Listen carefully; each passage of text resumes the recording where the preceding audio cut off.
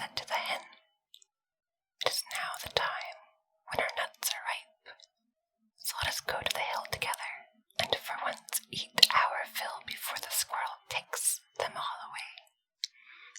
"Yes," replied the hen. "Come, we will have some pleasure together." Then they went away to the hill, and because it was a bright day, they stayed till evening. Now, I do not know whether it was that they had eaten till they were too fat, or whether they had become proud, but they would not go home on foot, and the cock had to build a little carriage of nutshells.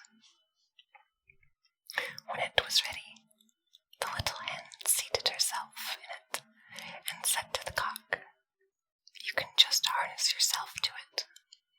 "Ha, I like that," said the cock. "I would rather go home on foot than let myself be harnessed to it. No, that is not our bargain. I do not mind being coachman and sitting on the box, but I will not drag it myself." As they were thus disputing, a duck quacked at them. "You thieving folks, who told you to go to my nut hill? Well, you shall suffer for it," and ran with open beak at the cock. But the cock also was not idle, and fell boldly on the duck, and at last wounded her so with his spurs that she begged for mercy and willingly let herself be harnessed to the carriage as a punishment. The little cock now seated himself on the box and was coachman, and thereupon they went off in a gallop with "Duck, go as fast as you can." When they had driven a part of the way, they met 2 foot passengers, a pin and a needle. They cried, "Stop, stop!"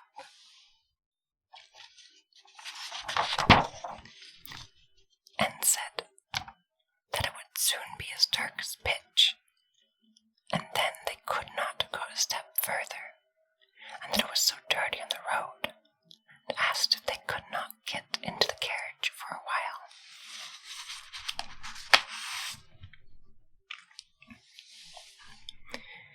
They had been at the tailor's tavern by the gate, and had stayed too long over the beer, as they were thin and did not take up much room. The cock let them both get in, but they had to promise him and his little hen not to step on their feet.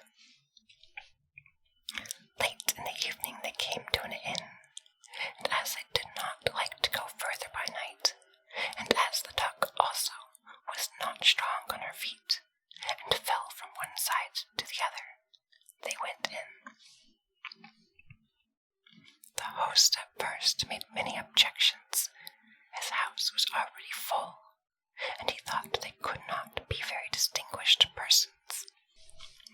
But at last, as they made pleasant speeches, and told him that he should have the egg which the little hen has laid on the way, and should likewise keep the duck, which laid one every day, he at length said that they might stay the night. And now they had themselves well served, and they feasted and caroused. Early in the morning, when day was breaking and everyone was asleep, the cock awoke the hen, brought the egg, pecked it open, and they ate it together, but they threw the shell on the hearth. Then they went to the needle, which was still asleep, took it by the head and stuck it into the cushion of the landlord's chair, and put the pin in his towel, and at last, without more ado, they flew away over the heath.